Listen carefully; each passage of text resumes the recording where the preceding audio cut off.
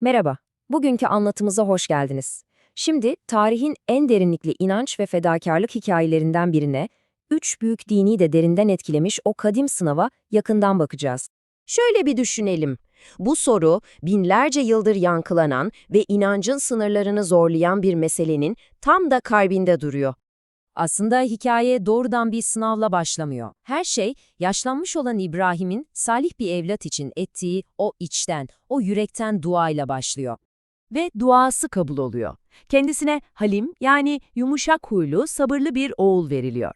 Ama uzun zamandır beklenen bu büyük mutluluğun ardından çok geçmeden her şeyi alt üst edecek o son derece rahatsız edici rüyalar başlıyor. Düşünsenize, tam 3 gece üst üste. İlk gece İbrahim rüyasında oğlunu kurban ettiğini görüyor ve acaba bu Allah'tan mı yoksa şeytanın bir oyunu mu diye derin bir tefekküre dalıyor.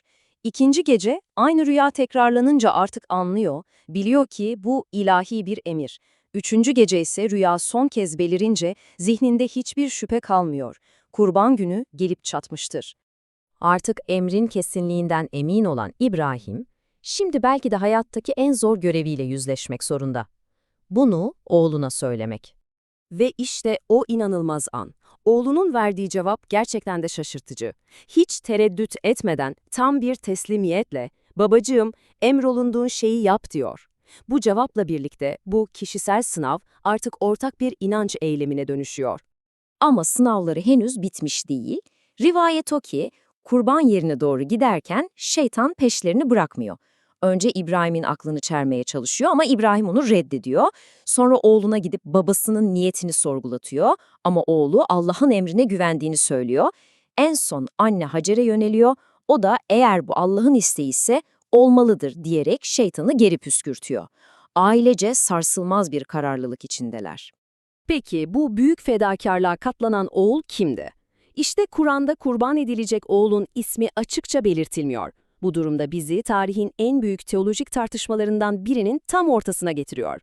Masada iki temel görüş var. İslam alimlerinin büyük çoğunluğu Kur'an'daki anlatı sırasına bakarak bu oğlun İsmail olduğunu savunuyor. Çünkü kıssadan hemen sonra İshak'ın doğumu müjdeleniyor.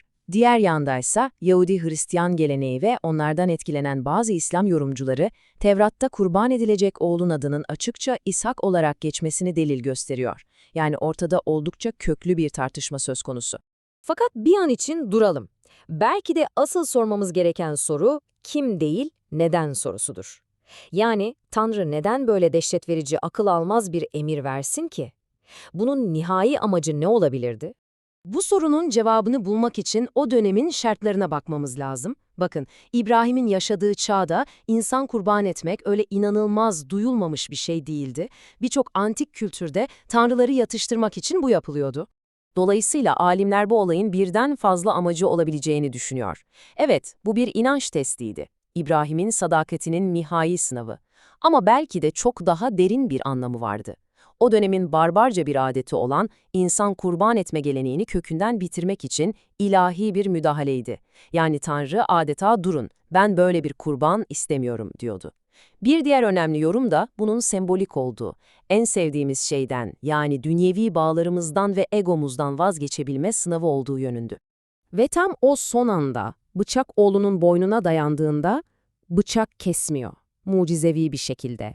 Ve onun yerine kurban edilmek üzere gökten büyük bir kurbanlık yani bir koç indiriliyor. İbrahim itaatini kanıtladı ama eylemin kendisi ilahi bir merhametle durduruldu. İşte bu an aslında bütün hikayenin ana mesajını özetliyor. Sınav o gün orada bitmişti, evet. Ama mirası binlerce yıldır yaşamaya devam ediyor. İşte İbrahim ve oğlunun bu hikayesi, İslam kelimesinin en saf, en damıtılmış halidir. Yani sadece bir dinin adı olmasının ötesinde Allah'ın iradesine sorgusuz sualsiz, gönülden teslim olmanın ne demek olduğunun en somut örneğidir. Peki, binlerce yıl öncesine ait bu fedakarlık ve inanç öyküsü, bugünün modern dünyasında yaşayan bizlere ne söylüyor? Bizi durup düşünmeye itiyor, değil mi? Hayatta en değerli gördüğümüz şeyler neler? Ve gerçekten imkansız gibi görünen bir seçimle karşı karşıya kaldığımızda inanmak gerçekten ne anlama geliyor?